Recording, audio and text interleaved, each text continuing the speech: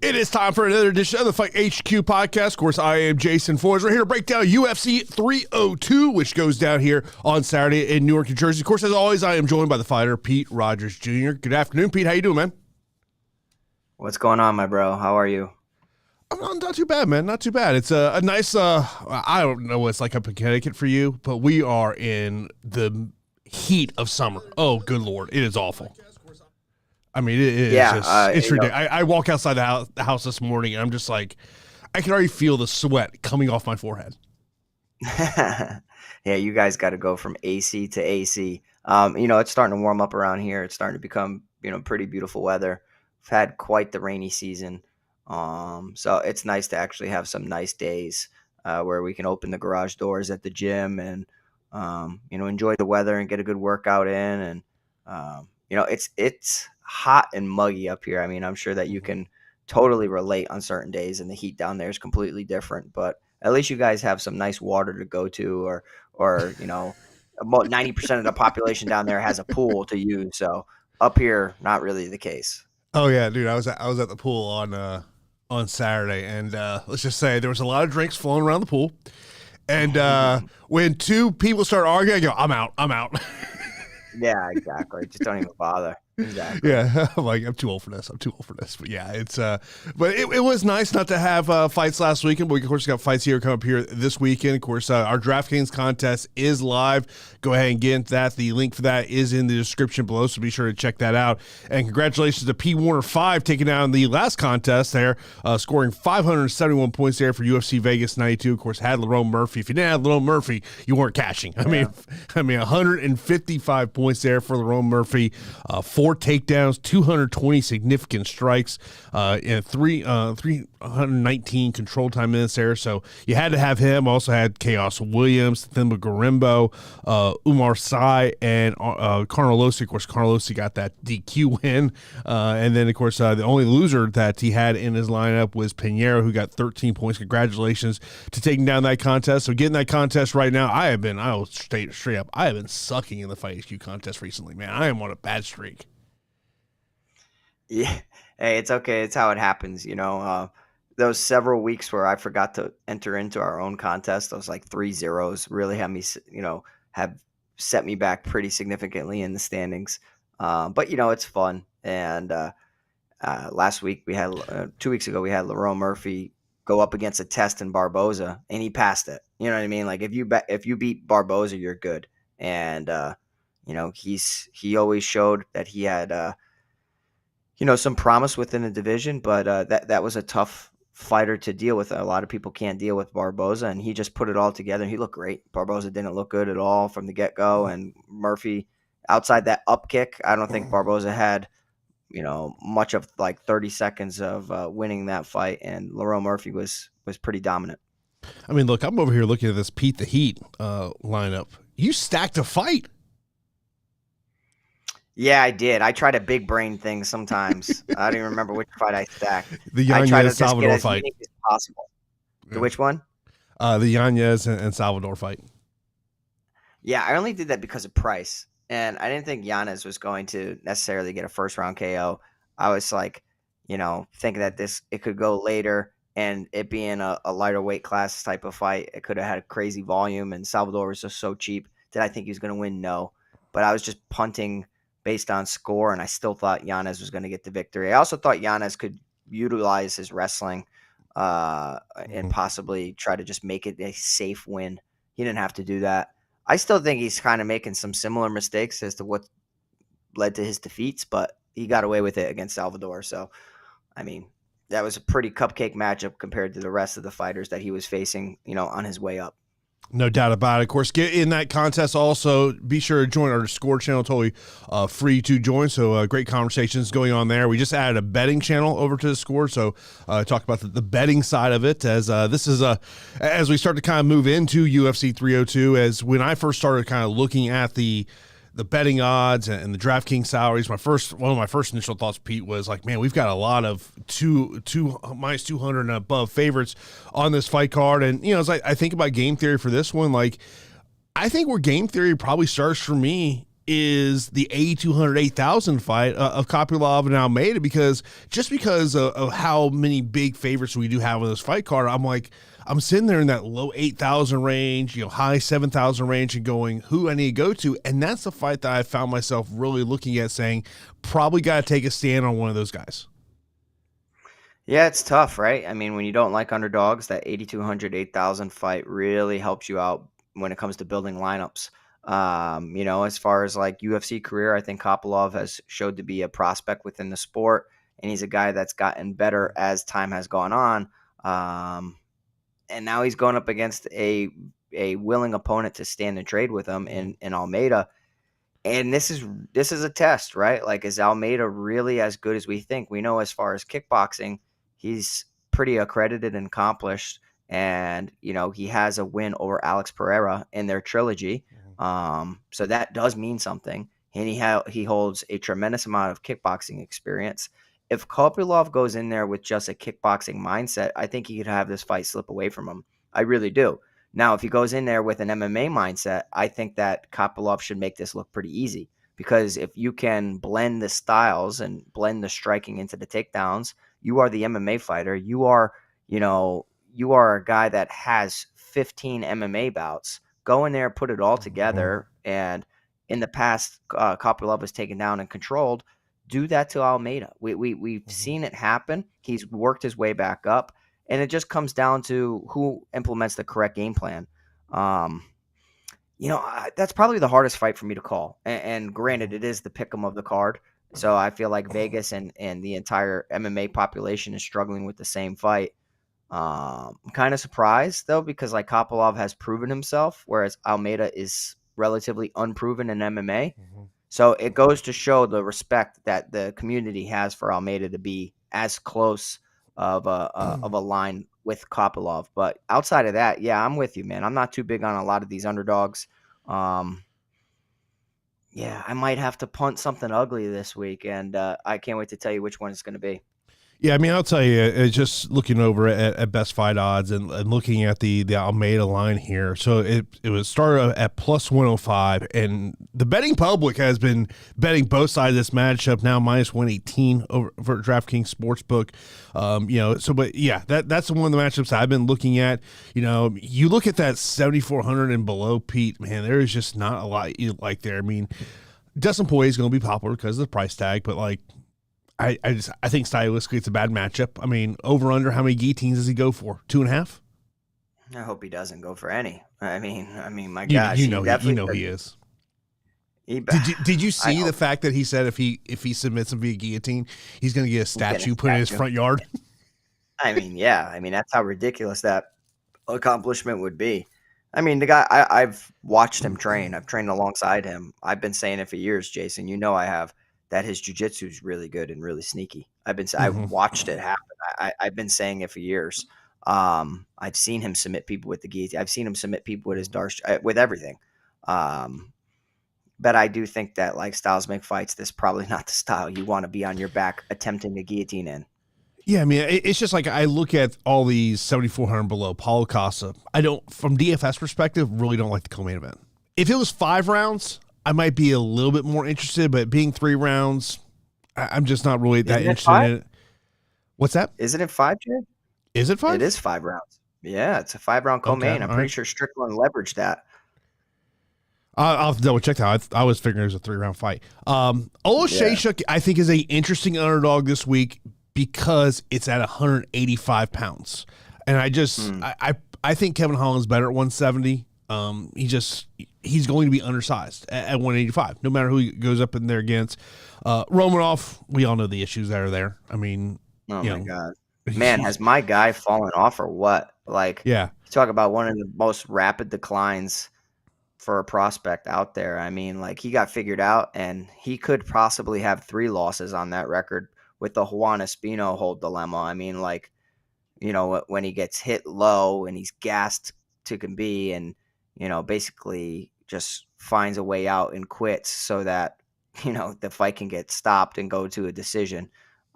Man, I'll tell you what, like, I always liked what he does offensively, but now I just view him as a complete untrustworthy commodity, Mm-hmm. especially when you look at what his body has transformed from fight to fight to fight. I mean, he's the perfect weight to weigh-in type of evaluation. You see him, if he's big and slop, like looks like a slob on the scale, fade him. If he looks Yeah. like he's in great shape, get behind him. I mean, he's going up against Jailton Almeida, who stepped up in competition against Curtis Blades, ate some ground and pound, did not really respond the best that I like to see in that situation. But man, I trust Jailton Almeida more than I trust Romanov. Oh, no doubt about it. I mean, you look at Joe Solecki, 6,900. That's a grappler versus grappler matchup there against Grant Dawson. Niko Price, 7,300. I was taking, of course, that's a rematch. The first matchup took place in 2017. Initially a win for Niko Price, but was overturned due to a positive marijuana drug test after the fight was over. But you look at Niko Price, and I was going down that UFC resume with him. His wins have not aged well. I mean, they just have not. I mean, he's got a couple wins, but majority of them have. You got Mickey Gall at 7,000, first fight in 2 years. I already told Pete when we get to that fight, my question to Pete is going to be, do you trust a 9,200 Bassil Hafez? And then, I think the guy that I'm probably going to be really high on, and I know long-time listeners are going to be shocked by this, I like Andre Lima in the first fight of the night. To me, he's probably going to be a core play for me. Yeah, I mean, I am going to be rooting for Mitch Raposo. I think that we all like Mitch Raposo a lot. Yeah. He's from the New England scene. I have always rooted for him. He's worked with one of my coaches. So as far as like who I want to win, I want Raposo to win. I want him to go out there and solidify himself a part of this flyweight division. Do I think that this is an easy fight? No, the hell I do not. I don't think it's an easy fight at all. I don't think he's had easy fights to begin with, a part of the Dana White and UFC banner. I mean, Jake Hadley, and then his bout on The Ultimate Fighter, and now this is a way into the UFC. This is how I view this. This is just an in. Yeah, Get so in the door, fight whoever. Hopefully, you're around for 3 fights at least, and now your next fight, you're doing them a favor right now to then get a better matchup in the future. And that's when I think he'll shine. But I don't necessarily like this matchup against Andre Lima. I think Andre Lima is damn good. Yeah, he was supposed to be on the Contender Series this summer. From a business aspect, I totally get why you take this. The pay is double, and you're going to get at least two UFC fights, maybe 3, depending on kind of the results of it, and likely you're going to get a more favorable matchup in the future here. So, but yeah, Andre Lima is one of those guys I really have circled this week. So, let's get into breaking down these fights. Pete, of course, the main event, lightweight title on the line. Islam Makhachev defending the title against Dustin Poirier. Dustin Poirier, a plus 425 betting underdog, minus 650 for Islam Makhachev. Makhachev 9,500 on DK, 6,700 for Dustin Poirier. Pete. Yeah, man, oh man. I mean, what a matchup, right? Like Dustin Poirier, was doubted in his previous bout. I doubted him just because of the pace and the pressure of Benoit Saint Denis. Benoit Saint Denis without staph infection, does Benoit really gas out and lose that that fight as he did last time? I don't know, man. I don't know. I don't know if the cardio collapse was because of solely because of the staph infection, or if it was just overconfidence or nervous energy. But regardless, he had a great round 1 against Dustin Poirier, who was pretty much dominated in round 1. Attempted 3 guillotines, all to no avail. Has very good skills, good grappling, but it's just not a smart IQ decision. Dustin Poirier's counter boxing is amazing. His counter fighting is awesome. His boxing and his offbeat striking is what really throws a lot of people off. He's a deceptive southpaw. That lead right hook can cause a lot of damage to people. It's knocked out plenty of people, Conor McGregor being one of them. But also he has a good check hook. So that same hand that he uses offensively, he can step back and counter and use it as a nice counter shot. And that's exactly what Islam Makhachev lost to in his lone UFC defeat. So I can see on paper and on tape why some people would be backing Dustin Poirier. I want Dustin to win. So what I want to win and what I think happens sometimes are two different things. I want Dustin to win so much. I really do. And then I want Max Holloway to get his shot at the 155-pound belt eventually. I would love nothing more than that fight. I just don't think it's going to happen. I think this is a bad stylistic matchup. Makhachev looked human against Alex Volkanovski, but I think Volkanovski has more wrestling attributes and defensive grappling that is a little bit better than Dustin Poirier in certain situations. We've seen Dustin get his neck snatched up several times by the Korean Zombie, by Khabib Nurmagomedov. So I think like clearly Dustin needs to knock out Islam here. I don't think Dustin can win a decision. If it stays on the feet, I wouldn't necessarily just think that Dustin dominates him either, because I think that Islam has the good kicks about his game, powerful strikes. He's a southpaw as well, so he could probably chew up the leg of Dustin Poirier with some calf kicks and then blend his wrestling and get to his grappling whenever he wants. He can backpack really well. He can ground and pound really well, but he hunts for submissions at a decent rate, likes to armbar a lot. I can see him, taking the back, working some ground and pound, and eventually getting the choke. Perhaps he even guillotines Dustin Poirier for bringing up guillotines a million times leading up to this fight. I don't know. But I think that Islam Makhachev at 9,500 makes a lot of sense. It pains me to say. I think one guy's in his prime, and that's Islam Makhachev, and one guy is just an absolute staple for the division. Can still pick up wins if you do not check all the boxes and you don't bring your best game. But I think, like, especially with Khabib Nurmagomedov being in Islam's corner leading up to this fight and, coaching him through this entire camp, I think it's Islam's fight. And 9,500 price tag makes a lot of sense. If he does it too quickly, like say he does it in round one, it doesn't take a lot of volume, whether he knocks him out on the feet or takes him down and subs him or ground and pounds him. Perhaps he doesn't pay off that price tag because I don't think it happens in the first minute. I think it needs to be like a slow burn for Islam Makhachev with a late finish. So I think something in the third or fourth round makes a lot of sense for Islam. 9,500, I think he's a great cash play. I root like crazy for Dustin Poirier. Would love nothing more than for Dustin to win. I mean, my girlfriend's last name is Poirier, so the entire family is always rooting for Dustin. So yeah, but it's going to be Islam Makhachev at 9,500 for me. Yeah, look, I'm with you, and I agree with everything you had to say there. I mean, it's when I saw the 9,500 initially, my first thought was, okay, all right, what's the path to getting to him in a lineup construction that you like? And then also, like, I mean, what happens if Dustin survives till round 3? Does that $9,500 price tag pay off for itself? I mean, I think from a betting perspective, like, I don't really love betting like wins via this in round this. But if I was going to do one this week, I think I would go Makhachev via submission round 2. Yeah, I mean, I think it's totally live. That's like, you have to have some respect for Dustin, and sometimes in a 5-round bout, they're not going to want their fighter rushing it, either fighter, and that's why like it tends to touch third or fourth or even second. But who knows, man? When you're fighting, you go based on feel. If Islam goes in there and he realizes Dustin has nothing for him, this could be quick.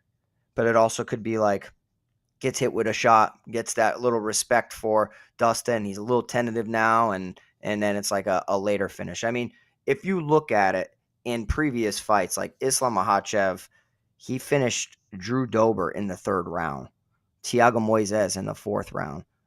Dan Hooker in the 1st, Green in the 1st, Oliveira in the 2nd. I mean, like the fact that he went 3 rounds with Dober and only 2 with Oliveira, and it's just crazy. You just can't really predict things like that. But it's all based on the opponent too. Like if Dustin rushes in and leaves himself completely open, this could make it even quicker. But I think that Dustin's pretty calculated, and that's why I'm thinking 3rd or 4th round.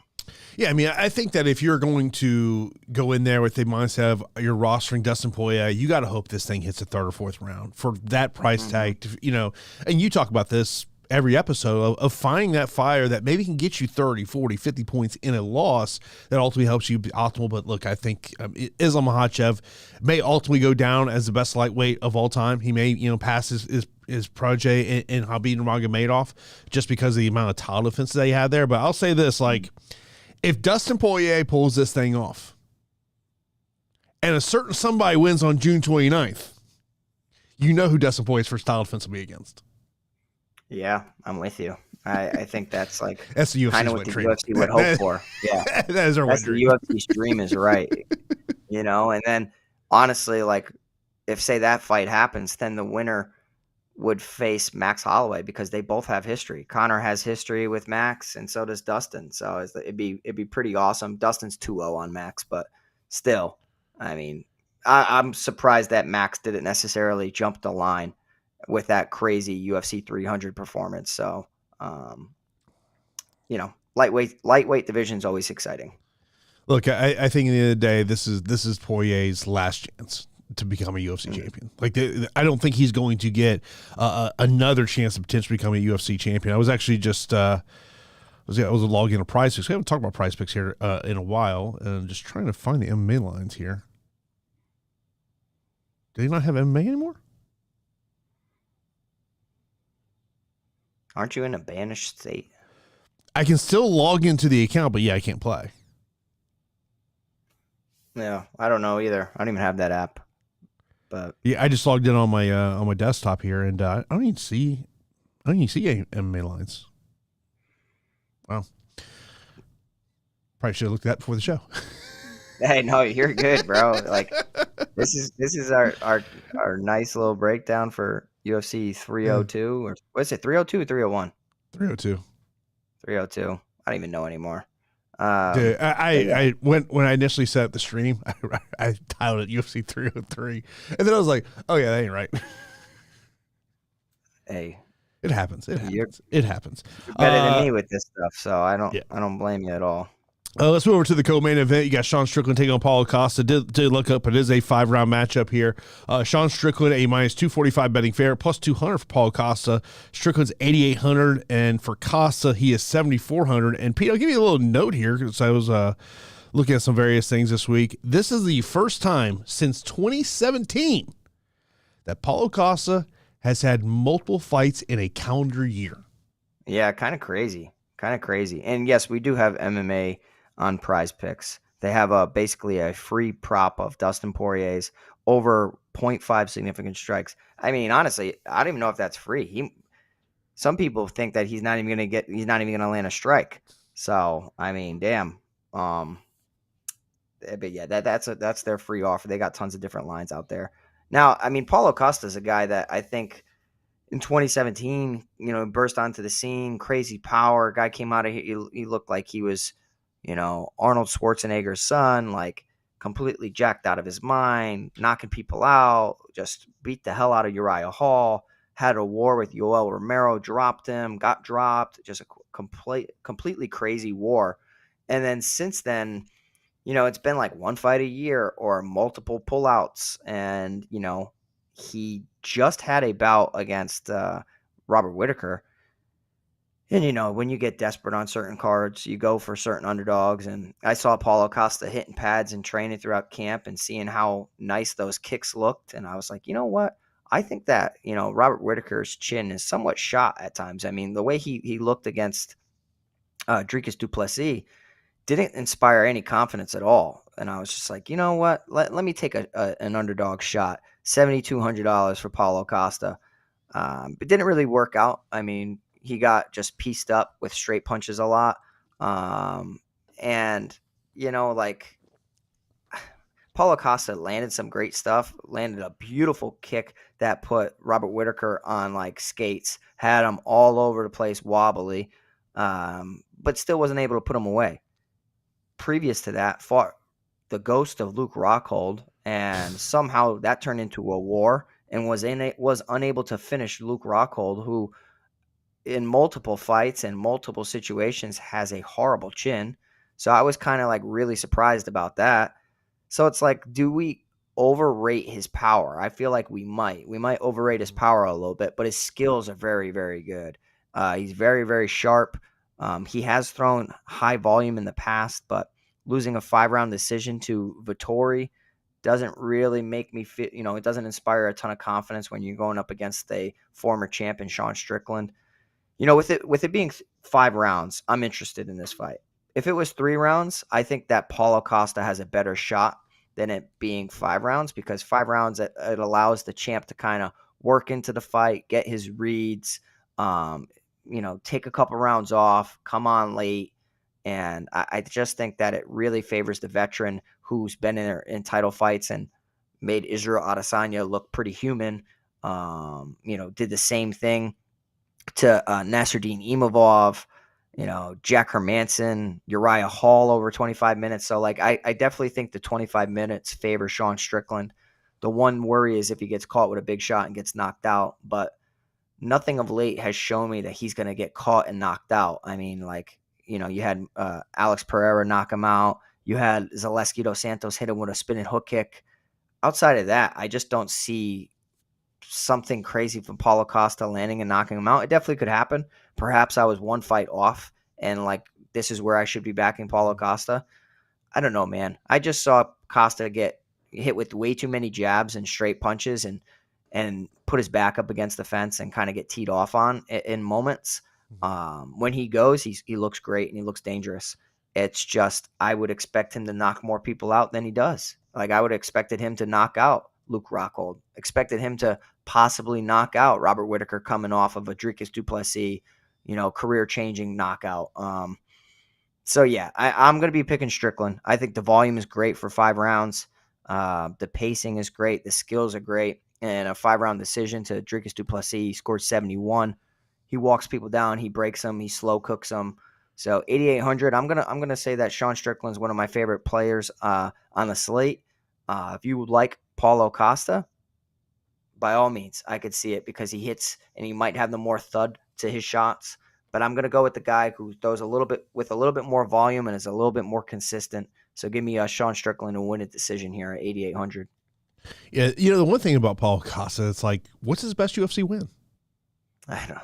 Is it Yoel Romero in 2019? Yeah, I mean, on paper, it's not the ghost of Luke Rockhold in 2022. No, it's not. I think you're talking Uriah Hall, Johnny Hendricks. I think it's Uriah Hall. I mean, he pressured Uriah. He beat the hell out of Uriah Hall. Think of this. None of his wins in the UFC are against fighters. Actually, Uriah Hall's retired. No one else is in the UFC still. It's kind of crazy. Yeah. Yeah, it is kind of crazy. I mean, I think that we like him. He looks the part. Yes. When he throws, he is the part. You know what I mean? He has skills. It's just I don't know. I would expect him to knock a lot more people out than he has. So I put this clip over on Discord yesterday, and so Eric Nixick, the head coach of Sean Strickland, he was on the Submission Radio podcast, and the tweet was this, that Strickland's coach on how differently Sean fought versus Izzy and du Plessis. Quote, with DDP, he felt like he didn't want to lose. With Izzy, he felt like he had nothing to lose. A few weeks ago, he was sparring and was winning rounds 1, 2, and 3, but they were close rounds like in his fight with DDP. So I asked him to fight like he did against Izzy in round 5. He beat the crap out of his opponent. I love how they spar so hard. Damn, they spar so hard over there, which I like it because these guys are fighting for crazy big money. You know what I mean? This is where you could pay your sparring partners and you don't have to feel bad necessarily. When you're on the come up and you only got so many wars in you, especially when your best fights are left in the gym. You don't want that to happen. But you need to have hard training and hard sparring. I think that's the perfect thing that I want to hear out of Coach Nixick, because even if in round 1, if Strickland fights like he did against DDP, more conservative, takes his time, a little bit more patient, not as aggressive, at least I can trust that Nixick's going to get on him in between rounds and remind him, hey, listen, man, we got to get out there and be more aggressive. And when he's more aggressive, I actually think that if he fights the way he did against Izzy, he could break Paulo Costa. I really do. I think that he could be broken. But if he fights very conservative and patient, you're allowing Costa to work his way back into the fight, which is dangerous. You know what I mean? Like that's where like I'd be watching the fight, seeing that happen, and say, "Oh, I don't like this. I'm live betting Costa just because I don't like the temperament of Sean Strickland." Yeah, I'm with you in terms of that one. And look, I would imagine that if Sean Strickland gets the win here, he will be the backup fighter for DDP and Izzy, which it's not been officially announced, but all indications that's going to be the main event for the pay-per-view coming up in Perth, Australia, coming up here later on this year. Next up, we got Kevin Holland taking on Michal Oleksiejczuk. Oleksiejczuk is a plus 225 betting underdog, minus 275 for Holland. Holland is at 9,000 on DK. Oleksiejczuk, he is 7,200. Of course, to me, Pete, the big note in this fight is the fact of we got Kevin Holland returning to 185 pounds. Yeah, I don't like a guy who teeter-totters between two weight classes necessarily. I mean, when he wants to cut weight, he's at 170 pounds. When he doesn't want to cut weight and he just wants to stay active, you take a middleweight bout at 185. I mean, it is what it is, right? Like, it's okay. Kevin Holland, if you look at his resume, he's fought everybody, man. Like Michael Venom Page in his debut, Jack Della Maddalena, Ponzinibbio. It's crazy. It's crazy the list of names that he's fought. So I like the fact that he's a willing combatant to take on all comers. Michal Oleksiejczuk's a guy that I just view as volatile. I put GPP and circle Michal Oleksiejczuk because when he wins, he scores big. But when he loses, he gets finished. And he can get taken down. He can get subbed. He can get, hit to the body like, Pereira did and then get subbed. He can and I think like going up against Kevin Holland, who has sneaky submissions and really long arms, it's kind of deceptive because you just view Kevin Holland as a striker. But I think that he's way more credited on the ground, has the better takedowns if he chooses to go that route. He's a black belt in Brazilian Jiu-Jitsu as well. I think that he can, utilize that grappling, especially if he just wants to get back in the win column. You already know that he just views entertainment over everything, over results. I think this is a nice bounce back spot for Kevin Holland. And I know that you could be scratching your head just because of how, he's at middleweight and not really at his best weight class at welterweight. But I do think that this is a winnable fight. I think that, it'll be competitive on the feet. Oleksiejczuk hits really, really hard. You're talking about a former undersized 205er. I do think that 185 is the rightful weight class for Oleksiejczuk. I just think that there are some shortcomings to his game that Holland can capitalize on. I could see a right knee to the body as Holland used it against Anthony Hernandez way, way back in the day. I believe it was his UFC debut. I like Kevin Holland a little bit more than Oleksiejczuk. Oleksiejczuk's always a great target for an underdog who can get a knockout. But outside of getting a knockout over Kellen, I mean, who's knocking Kevin Holland out? I just don't see it happening. He's been hit and hurt so many times. I just don't think anybody's been able to put him away. Oleksiejczuk could be that guy. I just think the range is going to be a little too different for him, a little too tough to overcome. So give me Kevin Holland to either win a decision or pick up a late submission.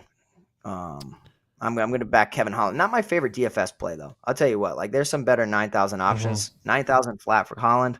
I think it's fine, but I think he scores in the 80s. Look, I think if you're looking for a GPP pump play, Oleksiejczuk to me is one of those guys that I do kind of have circled. You look at he's had 13 fights in the UFC.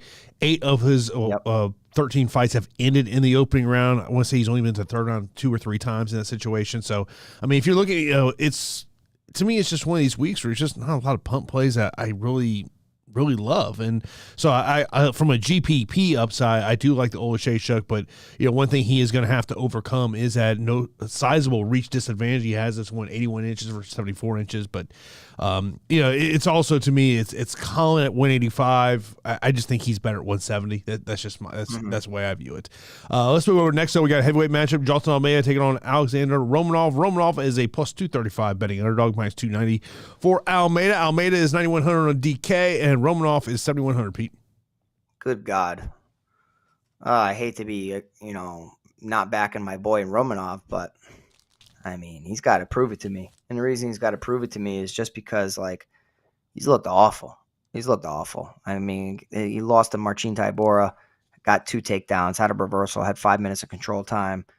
Cardio, liability. And, whenever somebody has well-rounded skills to test him, not just in striking, but also test his defensive wrestling, that's when his cardio really gets taxed. You saw he just looked out of shape in the Tybura fight, looked out of shape against Volkov, looked horrible against Volkov. And Volkov, for the longest time, was a guy that you could take down and beat him with your wrestling, but he's really rounded out that part of his game. Volkov sprawled, spun around, hit him with some ground and pound, took his back, just beat the hell out of Romanov. And that was like levels of quit. Like Romanov quit in there. He bounced back against Blagoy Ivanov, landed 2 takedowns, had 2.5 minutes of control time, scored 83. Ivanov's a good sambo practitioner, but I mean, Ivanov, I feel like he's 50 years old for the division. I mean, I feel like that guy's been around forever. Jailton Almeida is a young guy who looks like he's on all sorts of enhancements, prioritizes his strength and conditioning program more than anything. Coming off the first UFC loss of his career, and I didn't like how he looked when he started getting hit with ground and pound against Curtis Blades. It's like getting hit sucks. And when you get hit and your equilibrium is thrown off, and you're not used to getting hit and used to dominating and used to being the hammer and not the nail for a moment, some people quit or they just shell up and they're fear enters, whatever. And you saw that happen against Curtis Blades. Like, he took him down. He took Blades down 9 times, Jason. That's insane, dude. That is crazy. 9 times. How the hell do you take Curtis Blades down 9 times? And most of that was in round 1. So he kind of went out there and overexerted himself, had 4.5 minutes of control time, and then just shot a takedown against the cage, kept his head there, and just got hammer fisted and elbowed. So ate some shots and rolled over and, got finished. I worry about that one aspect from Romanov, and that's that he has very, very powerful ground and pound. So if there's a moment where Romanov gets on top, he, made a highlight reel on the regional scene of hammer fisting his way through opponents, King Konging his opponents with double hammer fists. The writing's on the wall that Jailton Almeida does not like to get hit. And I worry about if a big guy like Romanov gets on top and he gets him before he gasses. So Romanov, I would circle as a GPP play. I view them both as untrustworthy because of their recent results. However, I'm still going to side with Jailton Almeida because I do think that he's not as much of a liability. He's not as volatile. I know that he can be put in bad positions and work out of it from a grappling situation. When Romanov was put on his back in the Tybura fight, in the Juan Espino fight, spun around against Volkov, he looked horrible. He looked like a bully who just got bullied, and he did not deal well with it at all. Jailton Almeida, I think, has the sweeps to get back on top. He has the wrestling to compete. Romanov's more of a Greco upper body type of wrestler, whereas Jailton Almeida is a shoot a double across, throw a front kick, wait, shoot a double leg, chain together his wrestling attacks with amazing jiu-jitsu and very good ground and pound in his own right. Romanov on short notice, pay attention to the weigh-ins. If he looks like he's in great shape, he might be the underdog of the week. He really might be, but I'm pretty sure he's not going to look great. He's been competing in Naga tournaments, which is good. I mean, it's fine, but I liked it much better when he was taking his career seriously from a body standpoint, from a strength and conditioning standpoint, nutritional standpoint. Jailton Almeida checks way more boxes for me, and I think that he's going to pick up a TKO finish over Romanov. I think it's going to happen in the second round. So give me Jailton Almeida at 9,100. I view this fight as a priority. I really do. I think that is an excellent fight. Maybe Jailton just gets in mount and just holds him there as he did to Derek Lewis. But I think that we're going to see Romanov get a little desperate if he gets put in a bad position. So I think you're going to need this fight. But give me Jailton Almeida at 9,100. It wasn't that long ago, Pete. We're sitting here on the show having the debate of who's the better heavyweight prospect, Romanov or Aspinall. That did not age well. That did not age well. I know. I mean, I've been Aspinall. It's been on my list of just fighters that I've touted and been super high on. Planted my flag on Aspinall number 1. No, Khamzat Chimaev number 1, Aspinall number 2, Blanchfield number 3. Romanov's been slipping and slipping and slipping. I mean, like, you're not wrong. I was so high on him, and then like when the writing started, showing itself on the wall, it's just like, oh my God, the Juan Espino one where he's met with resistance, met with an opponent who has a wrestling base, who will test him and tax his gas tank and make him scramble and make him work. He looked like he quit, Jason. And I think that's what's going to happen. I could see him not making it off the stool in one of these fights just because of that bout. You could make the case Blagoy Ivanov is his best win. His other UFC wins, Roque Martinez, Marcos Rogerio de Lima, Juan Espino, Jared Vanderaa, Chase Sherman. I think it's Rogerio de Lima, just because I think that de Lima on a good night, he's good. He's pretty good for the division. And all Romanov did is just put his forearm in his throat and put his stomach on him and just leaned on him. You know what I mean? So it's like the skill level isn't quite there. And it's kind of crazy. He got by with just aggressiveness. But now I think he's met his match, and he's going up against a very, very – if he passes this test against Jailton Almeida, then Romanov might be back. But I don't think he passes it. Our opening fight of the pay-per-view will be Randy Brown versus Zaleski dos Santos. Dos Santos, a plus 145, betting underdog minus 174 at Randy Brown. Randy Brown is 8,500 DK, or Zaleski dos Santos is 7,500, Pete. I mean, I love this fight. I'm a big Randy Brown guy. If you follow me on social, you guys know that I love Randy Brown. I just love his style. For whatever reason, he's a guy that I get behind, and I really enjoy watching him fight, watching him strike. He throws good kicks, great straight punches, good utilization of the jab, just well-educated striking. And that's probably why I like watching him so much, is because he's very educated. He feints, he fakes, he moves. He has different rhythms to his striking. It's not all readable and predictable. Randy Brown separates himself so far on good nights from his opposition. Now, if somebody closes the gap on him, they can hit him and rock him and hurt him. We've seen him get rocked and dropped countless times in the UFC. We've seen him get knocked out countless times as well. I mean, like Jack Della Maddalena had him on skates. Vicente Luque knocked him out. I mean, there's numerous fights where you go back and you see, wow, Randy Brown got hurt so much in that bout. Randy Brown's also a fighter that was due for a finish, and he finally got one. And I called it against Muslim Salikov. I called it. I was so happy. But for whatever reason, he's a guy that struggles to get finishes. I mean, he has a ton of decision wins in the UFC. His fights tend to go long. His finish wins tend to be submission, not necessarily knockout in the UFC. And it's just kind of crazy because his skills are so rooted in the striking. Now, the issue against Zaleski dos Santos, the Capoeira guy, is that Zaleski dos Santos has two huge wins to his credit. He has a huge win against Benoit Saint Denis and a bigger win against Sean Strickland, former champ. Knocked Sean Strickland out with a spinning hook kick, a spinning wheel kick. Beat the hell out of Benoit Saint Denis in one of the most one-sided beatings in a 15-minute fight. He scored somehow only 96. I actually thought that was going to be a lot more, but landed 149 significant strikes. That was just one-way beating, and that was a crazy bout. Zaleski dos Santos has power, and he's live to knock out Randy Brown, who at times has shown susceptibility to big shots. The issue here, I think, is the range, and Randy Brown, for me, he's going to stay at range. He's going to stick. He's going to move. He's going to look good. And I actually think that he could drop Zaleski dos Santos. Renat Fakhretdinov just dropped him. Jing Liang dropped him, 3 times. We've seen Zaleski dos Santos get dropped numerous times, fight back, and, come up short a few times. I kind of think that's what's going to happen here. I mean, I think that Salikov did well against him and beat him. Jing Liang dropped him 3 times, was unable to finish him. Renat Fakhretdinov looked really good early, dropping him.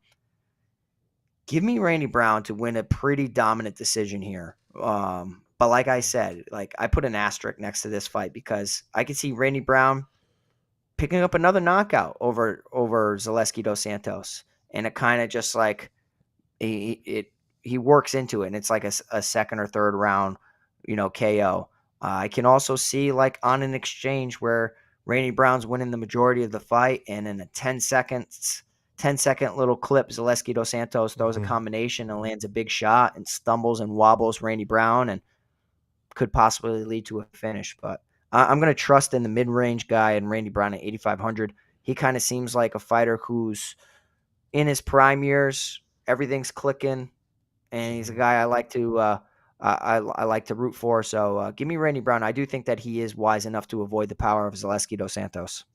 And could very well be a leverage play this week. When you think about all the fighters that are 88 and above that people are going to want to get to just because of the finishing upside, he may be someone in these bigger GPP contests to maybe target as a leverage play, just trying to separate yourself from the field there. Then our opening matchup, our feature preliminary matchup will be Cesar Almeida taking on Roman Kopylov. Kopylov plus 100 betting underdog minus 120 for Almeida. This line has been going all over the place past couple of days, so I did my sheet. It was 120 and 100. Almeida is 8,000. Kopylov is 8,200. And Pete, right at the beginning of the show, I thought you kind of really gave this. If you're Kopylov, go out there with the proper fight game plan, and you should be able to go and utilize a victory here. Yeah, man, I'm struggling with this fight, and instead of trying to try to be like the smartest guy in the room, I might just pass on the fight in general. I know it's a hard fight to pass on, Jason, but you already know that the majority of the field's going to flock to both sides, right? Because like the underdogs are pretty ugly this week. I think that Kopylov should be the favorite. I expected him to be like a minus 150 favorite over a guy who's relatively inexperienced for MMA despite the kickboxing credentials. Cesar Almeida is getting some respect from the Vegas lines and from bettors and DFS players alike. I don't know. This is really tough for me. I kind of wish like this fight would get scratched from the card just so I don't have to have this headache. And of course, it's the 8,200 fight, 8,000 fight, the one I struggle with the most. I'm going to just trust in the guy that's been in the UFC and has done it. But like Cesar Almeida is very, very good. And he can kick too. He can kick too. So he's not just a boxer. I just wonder if Kopylov's MMA striking and kickboxing striking are slightly different. You can have high-level kickboxers come into MMA and do just fine. You can have high-level kickboxers come into MMA and do pretty poorly. And it's because of the small gloves, whether they're training with big gloves and sparring a lot or small gloves. If I know people are training in small gloves, I'm already favoring them. And it sounds kind of funny, but the range is different. The angles are different. I'm going to back the guy who has UFC wins in Roman Kopylov, and he looked pretty good until he didn't against in his last bout against Anthony Hernandez. But outside of that, Josh Fram, Claudio Ribeiro, Soriano, Punahele Soriano, DeKirico. If you're not taking down Kopylov, it looks like you're probably going to be losing rounds. And we haven't really seen Ribeiro get tested for 15 minutes in an MMA fight. So a lot of room for error, a lot of room to grow and get experienced. I think that the UFC is just going to try their best to see, all right, well, if this guy can get past Kopylov, then maybe we got something brewing here for an eventual rematch with Pereira. I just think that Kopylov kind of puts a wrench in those plans and picks up a decision win here. But as far as DFS, I'm probably going to avoid the fight because I can't decide who's really going to dominate. I would love it if Kopylov laced up his wrestling shoes. I just don't trust that he does so. He's only attempted like 3 takedowns in his UFC career. In this fight, attempt 10, my man. Attempt 10, and then just make it easy. So give me Kopylov to win a decision. Yeah, I mean, this just was, and for me, it's about roster construction of why I found myself getting this one. I mean, I do feel like, I mean, look, it's, yeah, if Almeida can, utilize his stand-up, and I definitely think that the UFC does look at long-term of what he could be in terms of some matches they do down the road here. Next up, we got, let's just call it, it's grapple versus grapple here. Grant Dawson, Joe Solecki. Grant Dawson, minus 425 betting favored, plus 315 for Solecki. Solecki, 6,900 on DK, and for Grant Dawson, he's 9,300, Pete. Yeah, I mean, I may be on an island. I don't understand this line. I don't understand why Grant Dawson's like a minus 400 favorite. I mean, he's a very good wrestler. He's a pretty solid grappler. Comes from a great camp and American top team. Super untrustworthy on the feet. Has sometimes some bad weight cuts. Has some poor cardio in the later rounds. If you look at a lot of the fights that did go long, he doesn't necessarily perform the best in the third round. I mean, like, he has picked up good takedowns and good control, but like, he showed out against Amir Ismagulov, known more for his striking. Marco Madsen, awful cardio, despite being very talented in the wrestling department. Mm-hmm. Jared Gordon, well-rounded, but can get taken down. Rick Glenn, I mean, that was a draw because he got murked in the third round. Was losing that fight to Santos up until the third round when it came to the hammer fists. I don't know, man. Maybe I'm just crazy and maybe I'm just desperate. But when I'm looking at this and you're seeing, say you got two strikers pairing up, sometimes you'll have one of the strikers attempt takedowns to mix things up. When you have two grapplers, sometimes it turns into a kickboxing fight. I'm not all that convinced that Grant Dawson's got the better striking of the two. I think that he has the better kicks and he can calf kick decently well. But like, Solecki has hands. Now, what happens though if like you have an educated grappler in Solecki who's been doing jiu-jitsu since the age of 6, Brazilian jiu-jitsu black belt? What happens when you put him in a bad spot? You could possibly slam him and knock him out like Drakkar Klose did. But like, I like the fact that Solecki has options off of his back. He's comfortable there, which could be an issue if he doesn't utilize submission attempts or sweeps to get in top position.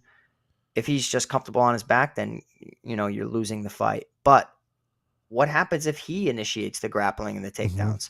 How's Grant Dawson's defensive wrestling? How's Grant Dawson when he's getting taxed and put in positions or reversed?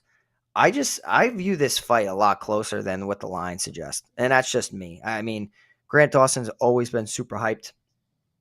I'm just going to side with the value in Solecki. And me siding with the value is just not agreeing with the lines. Like, Grant Dawson can go out there and still win the fight. He can knock out Solecki and make it look easy. But if this turns into a grappling match, say they were just grappling, I think it's competitive. Like, I do think it's competitive. And, like, Solecki could throw up subs, but I think it's more of reversals, takedowns of his own right, getting back to his feet, making this a dirty fight. And granted, like, Grant Dawson's takedowns are excellent, and his top control is great. I just don't agree with the line. So call me crazy, but Solecki's my punt of the week. 6,900 punt. And I think it's also because he just got slammed, knocked out against Drakkar Klose, and you have Bobby Green who just knocked out Grant Dawson with like one punch. So yeah, give me Solecki for a value standpoint, and I might as well just pick him anyways, even if like I just think it's a closer fight. I just need him to do well on a loss, but I'll still say screw it, and I'll pick Solecki for the upset. Yeah, I mean, it's one of these things of when I saw the betting line initially, I was like, wow. 4-1. I was like, yeah. I go, yes, he should be the favorite. No doubt about it. But also, I think if you said I had to roster one of these fighters, I'd rather go down the Solecki route than a 9,300 Grant Dawson. I mean, if you told me Dawson was like 8,600, 8,700, I might have a little bit more interest. But I'm sitting there going 9,300 this week. Okay, I could go $200 less and get Jailton Almeida. I could go $2,000 more and get Makhachev. I'd much rather go down those roads than go down the Grant Dawson road this week. And maybe Grant's going to prove me wrong. He's going to go out there, look spectacular, score 100 plus points. But like, I think there's better options in that price range. Yeah, I totally agree with you, and that's my mindset as well. The one thing, the counter argument to both of us right here is that Solecki's good enough to get back to his feet. So Solecki's good enough to get back to his feet, which could possibly boost the takedown totals of Grant Dawson if he keeps Matt returning them. Maybe that's when we see like a ridiculous takedown city type of 10 to 15 plus takedowns. Totally possible. But as far as like, I just need a guy to get me 50 points. Maybe Solecki's that guy. I mean, like, we've seen him previously 9,100, 8,300, 8,800, 9,400. And like he's dangerous from a submission aspect too. The guy's got really, really good submission skills. I think he has better submission skills than Grant Dawson. I just think that the wrestling of Grant Dawson's much better. So all it takes is a back take, and next thing you know, Grant Dawson minus 400 favorite getting choked out. So we'll see. I'll just take the gamble with it. 6,900 Solecki. Just do enough to help me pay up for my other 5 fighters to give me a nasty lineup. Next up, we got Phil Rowe taking on Jake Matthews. Jake Matthews is a minus 170 betting here, plus 140 for Phil Rowe. Phil Rowe is 7,900 DK, while Jake Matthews is 8,300, Pete. Yeah, I mean, I like this fight a lot. I like Jake Matthews. Always been a fighter that I kind of overvalued and never really just saw him for what he is. I mean, he's got really good wrestling. He's got powerful hands. His striking has come a long way. I do think that his gas tank is a little susceptible to breaking when you put the pressure on him. I think Phil Rowe having a split decision with one of the most welterweight staples is quite impressive in Neil Magny. I mean, I think Neil Magny holds the most welterweight wins of all time or something ridiculous like that. Yeah. So the fact that like you can go in your 5th UFC fight and have a very competitive fight against Neil Magny, who was somewhat of a mirror match, land a takedown, have 4.5 minutes of control time, have a back and forth fight against the cage. I find that impressive because Magny's been able to just like out volume and just outpace and just break his opponents from takedowns to volume to clinch fighting. And I thought Phil Rowe did a good job. He didn't come through, but I thought that he did a good job. Jake Matthews, I think, is susceptible to getting hurt on the feet and getting submitted as well. And we know that Phil Rowe has been really throwing himself in the deep end, accepting any and all opponents as far as grappling. I mean, you're talking about Gordon Ryan. You're talking about Craig Jones, just accepting all submission matches and kind of doing what like me and my team do a lot is just competing in grappling tournaments a lot to stay active. And I like that. It's his weak point of his game. Just like the grappling for me is the weak point of my game. And I really enjoy the fact that he's testing himself in different competitions. I'm going to be back in Phil Rowe here. I think the range is too much for Jake Matthews to overcome. I think he gets hit with those straight punches, the jab, the cross. I think Phil Rowe has very, very powerful strikes for as long and as lengthy as he is. And being as lanky as he is, I think that his strikes come at a very odd angle. He's been working a lot of elbows, knees, and kicks with one of my striking coaches in Crew Dom down in Florida. I'm back in Phil Rowe here. He's a slight underdog. It's kind of like a cheap way out of getting an underdog as well. My worry is if Jake Matthews lands a couple takedowns and just kind of sandbags them and stays on top and wastes minutes. But as much as this fight is on the feet, I think Phil Rowe is in control. And I also think that in the clinch, he can have some success too. So give me Phil Rowe to win by finish. I can't decide whether he's knocking him out or subbing him, but I think that he's going to win by finish, and he's going to pay off his price tag at 7,900. Yeah, he was one of those underdogs I did kind of look at as, that have more faith in, because that, as I mentioned, that's 7,400 below. Just don't have a lot of faith in a lot of those guys down there. One of those fighters down in that range is Niko Price taking on Alex Morono. Of course, a rematch where Niko Price did win the first one back in 2017.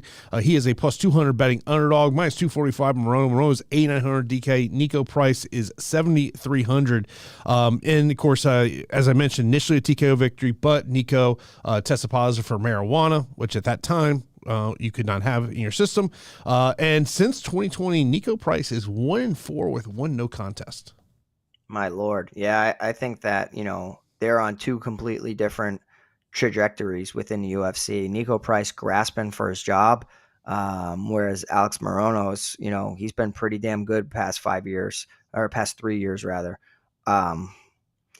Yeah, I like where Alex Morono is at within his career, and I understand why he would accept a short notice replacement against Niko Price. I mean, this is a guy that you were dominating in their first encounter and then ended up getting caught with a combination and knocked out and, got knocked out pretty badly. So you want that one back, especially when you're winning that fight. And Morono, I think, is just very intelligent. He's very, very smart with his approach, follows follows like a strict regimen of training all the time so he can accept any opportunities that come his way. I like that, man. I like that. Fight camps are good and all, but like embracing the lifestyle and always being ready is something that I really, really enjoy seeing from fighters. And like that's what me and my guys do. We train all the time, and don't just show up when you have fights. It's quite selfish. I like Alex Morono here. I mean, like I liked him in their first encounter, and then he ended up getting caught with a combination and got knocked out and ended up losing. So on paper, he lost to Niko Price, but he was beating the hell out of Niko Price, like pretty significantly. And I think that he's aged better and he's improved. Whereas I think Niko Price's chin is completely shot to this point. That was one of the worst performances of his career against Robbie Lawler. It was a great send-off for Robbie Lawler, but like, I don't know, man. I think that Morono is just on a completely different level here. Yeah, he just lost to Joaquin Buckley, but that's not even a bad loss. You know what I mean? Like, he was beating the hell out of Santiago Ponzinibbio, but was unable to run away in the later stages of round 3 and got knocked out. But I think that is Morono's fight to win however he wants. And I do think that he knocks out Niko Price. So give me Morono for a round 2 knockout. At 8,900, I like him pretty significantly. Yeah, I mean, I like Morono in this one. And Niko Price, and I mentioned this earlier in the show, just his UFC wins just have not aged well at all when you look at there. So I do like Alex Morono in this one. Next up, we got Mickey Gall taking on Bassil Hafez. Bassil Hafez is a minus 360 betting fair, plus 270 for Mickey Gall. Gall, 7,000 DK. Hafez is 9,200. First fight in 2 years for Mickey Gall. And Pete, are we trusting a $9,200 Bassil Hafez? I'll say something, man. Like, a lot can happen and a lot can change in 2 years. Like, we could possibly see like Mickey Gall make some improvements. If you think about it, like Bassil Hafez, took a fight on extremely short notice against Jack Della Maddalena, and I thought that JDM was going to wax him in one round, and it was not the case at all. Bassil Hafez, he looked damn good, man. He looked really good. He impressed the hell out of me. He landed multiple takedowns. He looked very strong. He was even trading on the feet with JDM, and he survived. He didn't get knocked out, which I thought was really impressive. And a lot of people and media members thought that Bassil Hafez beat JDM because of the takedowns, because of the control, because of the aggressiveness. Like, short notice fighters sometimes have an advantage over fighters accepting the fight on short notice. And the reason I say that is because, like, it's just a complete mix-up of an opponent. It's a complete change in your mental. It's just like a brand new guy just comes in off the street, and sometimes it can throw you completely off. Usually, it's if the short notice replacements are completely different styles for than your original opponent, like Uros Medic going from a striker to Mikdebek Oralbai, who was a complete wrestler and a grappler. That threw him off completely. But like JDM, I just think he has a hole in that department, in that wrestling department. It was clearly showcased in that fight, and the Gilbert Burns fight, and any fight going forward. You know where his weak point is. I mean, like, the price tag's a little rich for Bassil Hafez at 9,200. He did score 48.2 against JDM on short notice. Mickey Gall won't mind getting taken down. His jiu-jitsu is pretty good. I mean, that's how he has some of his best wins. CM Punk, I can't even believe I'm saying that. Sage Northcutt, Sullivan, and Williams. Like, I don't know, man. Like, round 1 and round 2, he's live to get submissions. Bassil Hafez hasn't shown me anything from a submission defense standpoint to make me not want to trust him. It's just he's quite a surprise. I didn't expect him to perform like that. And the quote I told you pre-show is that, like, sometimes in fighters' UFC debuts, they overperform. And then in their second fight, they tend to underperform. Even though it's on a full camp, perhaps we see just Bassil Hafez look a little bit more human and not go out there and just completely dominate Mickey Gall. I'm expecting him to beat Mickey Gall. I think that he could take him down. He just needs to avoid getting his back taken and put in some compromising situations. I think that striking, it's pretty even. They both aren't really the best. Mickey Gall, part of Killcliff FC. Not sure if he's still there. I haven't been paying attention to his socials, but like, we've seen Mickey Gall get taken down by lesser grapplers than Bassil Hafez and controlled against Mike Perry and, so like Alex Morono, you know what I mean? Like, I just think that Bassil Hafez has the tools to beat him here.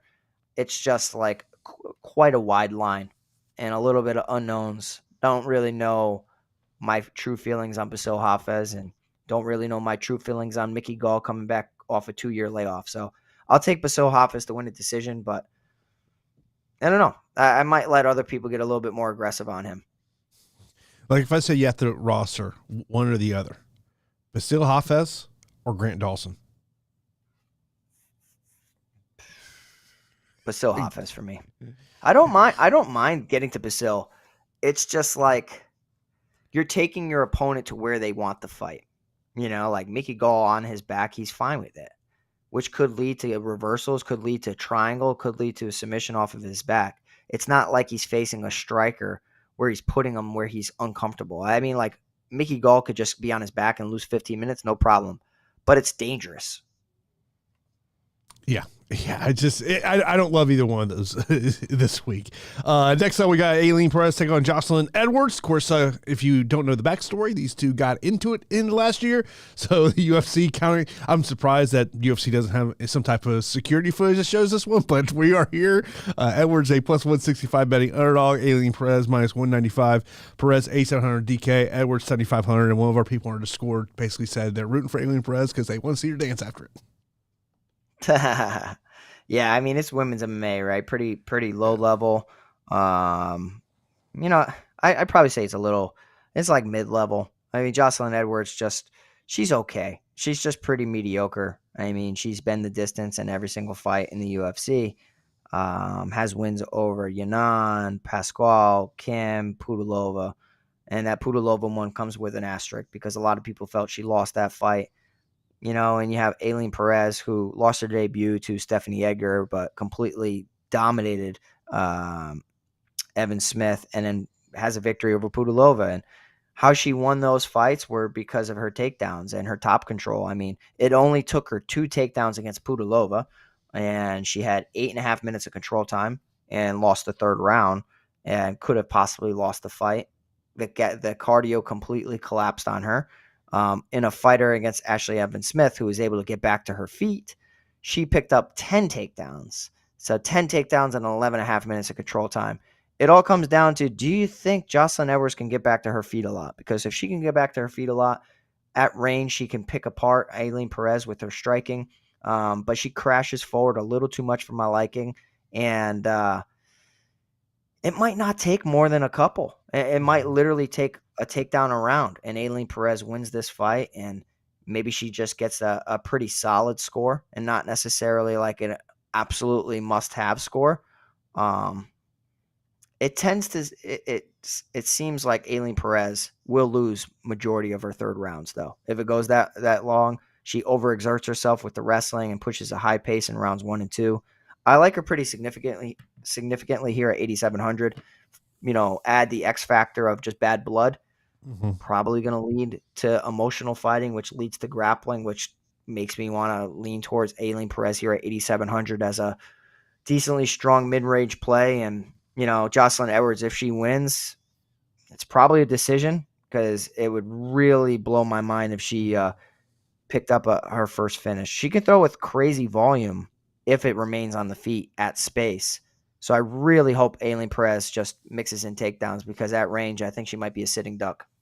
Especially she's got that reach disadvantage in this one too, and I feel like she's got to grapple.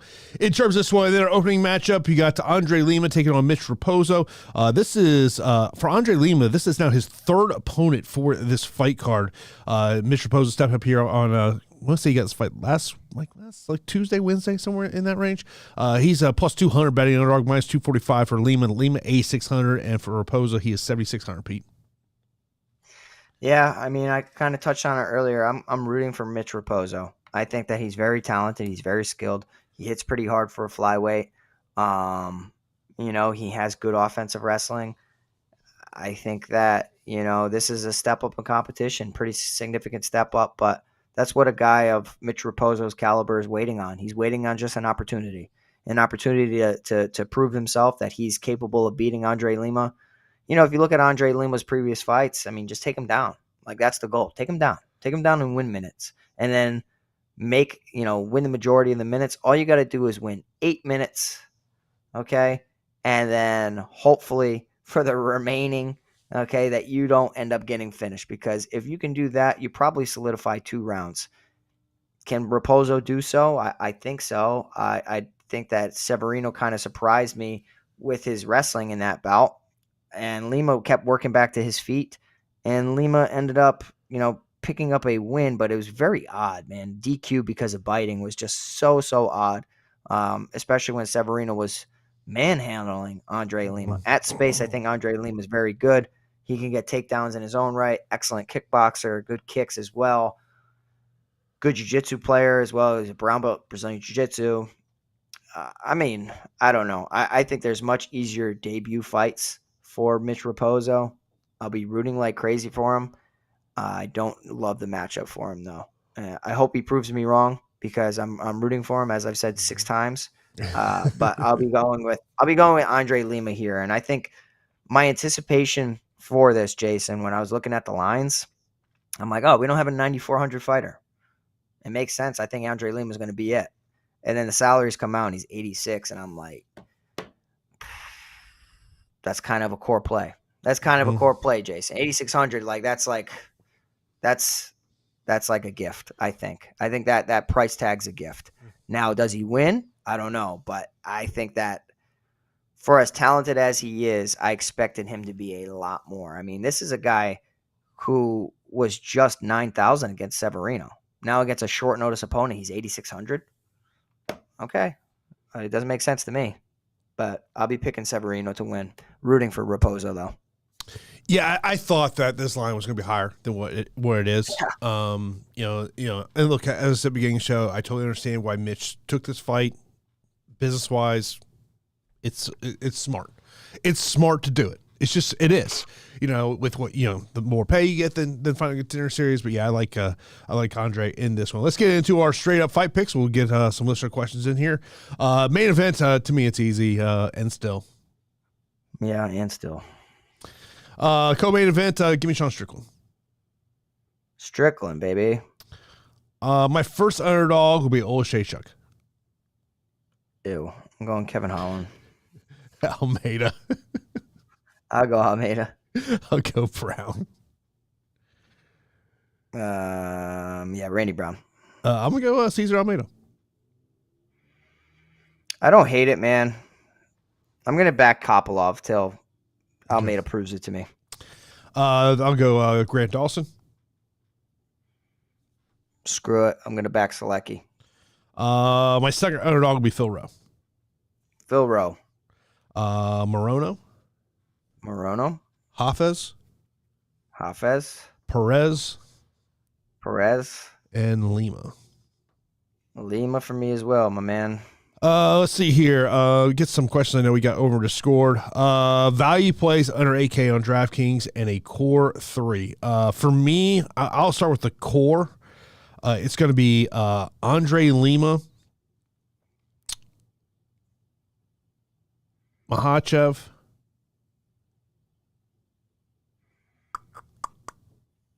the third one's a tough one for me. Screw it, Randy Brown. I like Randy Brown a lot. I do like Randy Brown a lot. I mean, I like Phil Rowe. I'm going to go Phil Rowe. I think Andre Lima is a good core. I think Morono is in a pretty winnable spot here.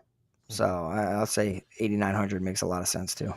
I think in terms of value plays underneath 8K, I think Phil Rowe, just because of the win probability for him. Mm-hmm. Outside of that, I think a lot of these 7,000 options are going to be punt plays. That I see getting to them in GPPs. Oleksiejczuk, just because of the fact that when he wins fights, it's pretty much either in the first or second round. The other ones I would look at of a low end option. I mean, what if Jocelyn Edwards can keep that thing on the feet? Yeah, that's my worry, man. That's my worry. I mean, she's pretty long for the division, and like pretty easy for her to get underhooks.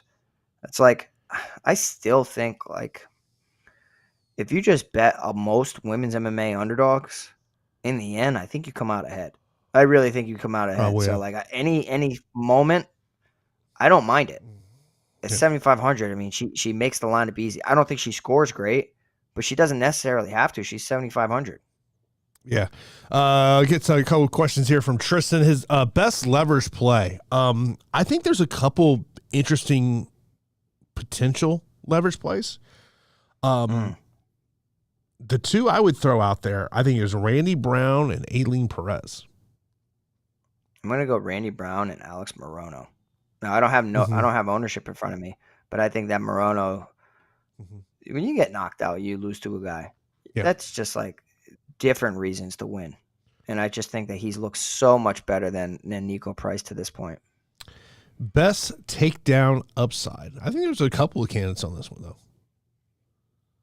I mean, I'm going to go Ailin Perez because if she wins, you know what she does. She has 12 takedowns in 2 fights in UFC. Makhachev, I think, is clearly one. I mean, honestly, like the top 9,000, like Almeida, Hafez, Dawson, Makhachev, they all have like ridiculous wrestling upside. Outside of that, like I don't really see any wrestlers on the slate that I'm like, okay. Yeah, I mean, for me, I look at Makhachev. I think you got to throw Jailton Almeida in there as a takedown candidate. Dawson or Solecki, I'd more grant Dawson than Joe Solecki. And Ailin Perez, I think those are the ones I really look at. Our final question is going to be about ranking the 9,000 fighters. So we've got Islam Makhachev at 9,500, Kevin Holland at 9,000, Jailton Almeida at 9,100, Grant Dawson 9,300, and Bassil Hafez at 9,200. Look, Makhachev is clearly the best one. Mm-hmm. Yeah, I think so too. I mean, you're talking about he's a pound for pound great. You know, Yeah. like Makhachev 1. Almeida's probably 2 for me. Yeah, I would go 2 for Almeida. And then I'll still say Dawson's 3, despite me just thinking the line's too wide. And Hafez is 4. Just because like Hafez still he did one fight. And now he's gone up against a grappler and Mickey Gall, who just could make things weird. So I think it's the top 2 9,000 options are very clear this week in Makhachev and Oleksiejczuk. But after that, 3 through 5, you could have any order. I probably wouldn't disagree with you. Yeah. Samuel, check it in here. His over-under is 7.5. Sam, you do realize we have 12 fights, right? I'll take the under on that, my man. Yeah, you just give me the under. Like, give me the under on that one, man. My man is just like watching too much BKFC. That's what the hell he's watching. Oh, yeah. Oh, it's pretty bad when BKFC fights go the distance, too. My God. It's like so boring. That shit is boring to me. I don't understand why. I don't get it. I hate that shit so much. I really do. Look, there is clearly an audience out there for it. I have friends and fighters and coaches that enjoy it. It's just like, I don't know. I know here in the Tampa Bay region, a lot of local fighters have turned to BKFC primarily because there's opportunities there where there's just not that many opportunities locally with MMA shows. Yeah, I mean, like I could have fought on BKFC in my hometown. I had no interest. I just don't. I mean, I kick people too much. So like for me to just throw hands, like if it's bare knuckle everything, I'm better off going to freaking Game Bread FC and doing bare knuckle MMA so I can kick knee and elbow. You know what I mean? With no limitations. Me just sitting there and whatever the hell they do, toeing the line, just hands. I don't know. That shit is for idiots. I don't enjoy it. I rarely to watch grappling, but that's me. I'd rather I enjoy watching when they do grappling super fights. Like I enjoy that. Yeah. Like the other thing that's stupid is the slapping with the grappling. Why? What's it? It's the Combat Eddie Bravo combat shit. jiu-jitsu. Yeah, why? Why?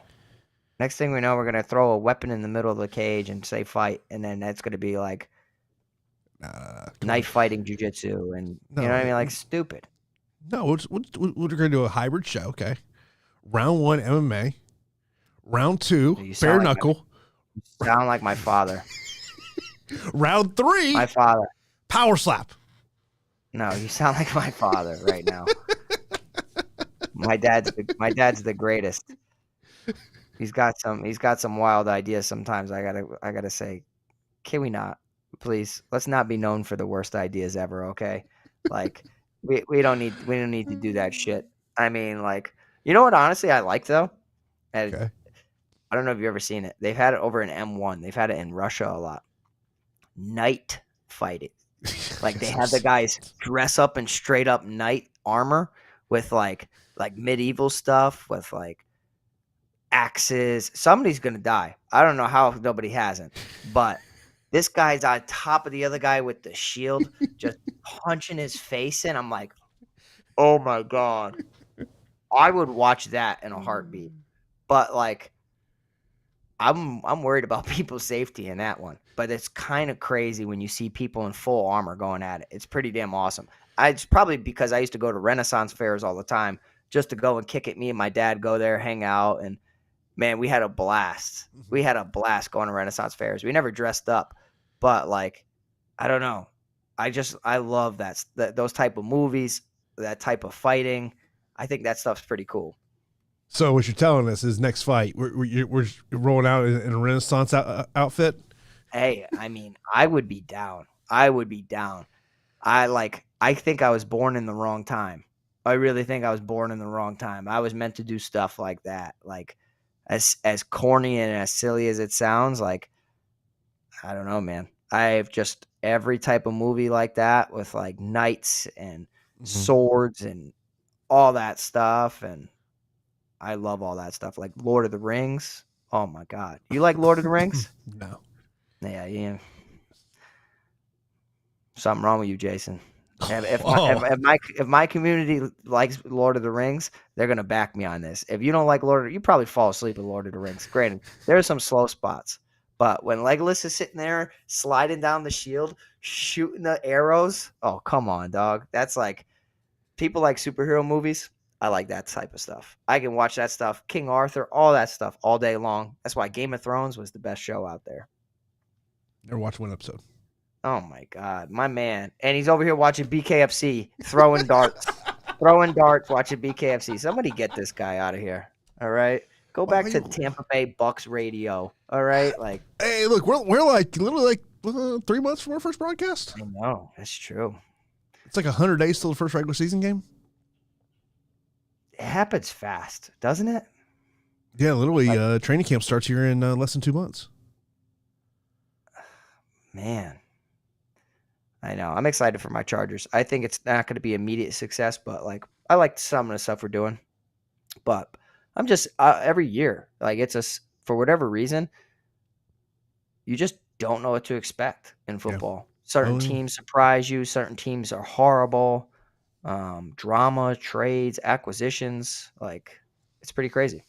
Yeah, parody. that is very much true. But of course, as always, appreciate everyone tuning in for this episode of Fight HQ. Of course, we're in a run here where I think it's like 5 straight weeks of UFC shows. I want to say. Nice. I'm so disappointed in you, though. I don't even care. We've already moved past it. Doesn't like Game of Thrones. Doesn't like Lord of the Rings. What? I might need a new co-host. Look. How?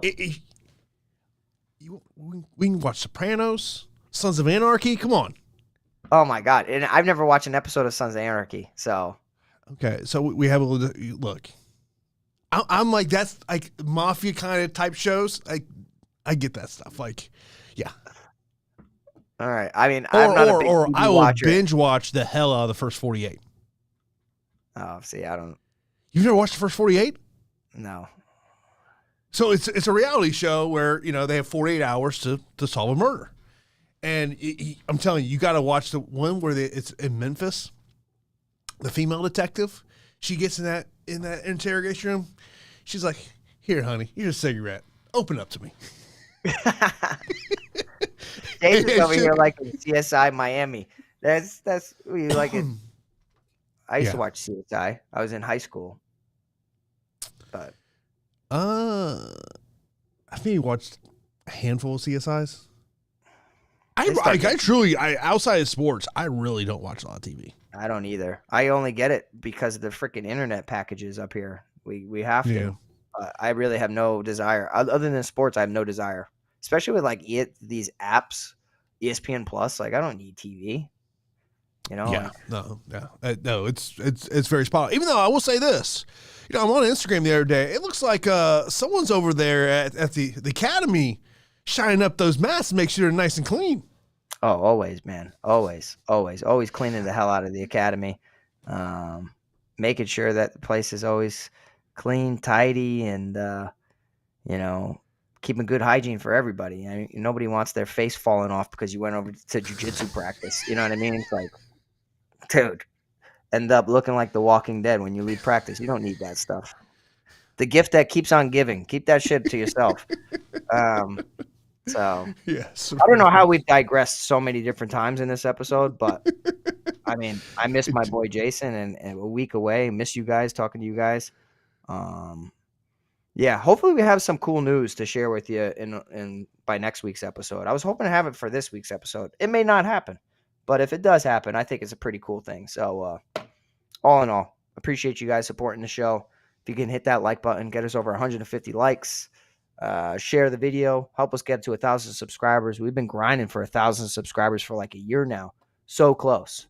If you subscribe, we appreciate you. If you know somebody that would like it, just kind of shoot them a link.